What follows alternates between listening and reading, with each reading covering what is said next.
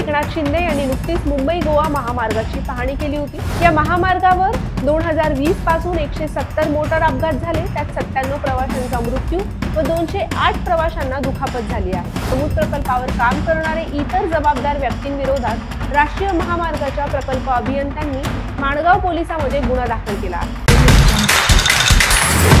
मुख्यमंत्री एकनाथ शिंदे यांनी नुकतीच मुंबई गोवा महामार्गाची पाहणी केली होती।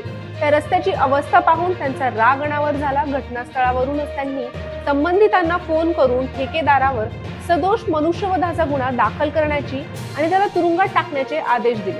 त्यानुसार ठेकेदारावर सदोष मनुष्यवधाचा गुन्हा दाखल करण्यात आला आहे। माणगाव पोलीस हद्दीतील इंदापूर ते बहाणे या 26.7 किलोमीटर अंतरावरील चौपदरीकरणाचं काम चेतक आणि ॲक्पो इन्फ्रास्ट्रक्चर लिमिटेड या कंपनीने संयुक्तपणे घेतलं होतं। हे काम 2017 पासून सुरू होतं, मात्र कामातील चुका व दिरंगाई पाहत हे गुन्हे दाखल करण्यात आले आहेत। या महामार्गावर 2020 पासून 170 मोटार अपघात झाले, त्यात 97 प्रवाशांचा मृत्यू व 208 प्रवाशांना दुखापत झाली आहे। चेतक एंटरप्राइजेस लिमिटेड या कंपनीचे व्यवस्थापकीय संचालक हुकमीचंद जैन, जनरल मॅनेजर अवधेश कुमार सिंह, प्रकल्प समन्वयक अभियंता सुजित सदानंद कावळे व नमूद प्रकल्पावर काम करणारे इतर जबाबदार व्यक्तींविरोधात राष्ट्रीय महामार्गाच्या प्रकल्प अभियंत्यांनी माणगाव पोलिसांमध्ये गुन्हा दाखल केला आहे।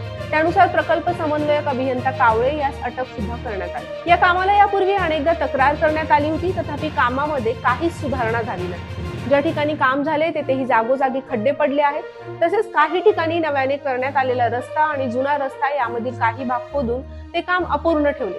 शिवाय या कामावर कोणत्याही उपाययोजना केलेल्या नसल्याचं दिसून आलं। त्यानुसार हा गुन्हा दाखल करण्यात आला। या रस्त्यावर पांढऱ्या पट्ट्या, कॅट ऑइल, डेलिनेटर, वाहन चालकांच्या माहितीसाठीचे सूचना फलक मुख्यमंत्र्यांना कुठेही दिसले नाही। प्रवाशांच्या जीवितास धोका लक्षात घेऊन मुख्यमंत्र्यांनी तातडीने पावले उचलत हा निर्णय घेतला। मात्र या प्रकारामुळे कंत्राटदारांना चाप बसला असून मुख्यमंत्री मात्र पहिल्यांदाच ऍक्शन मोडवर दिसून आले।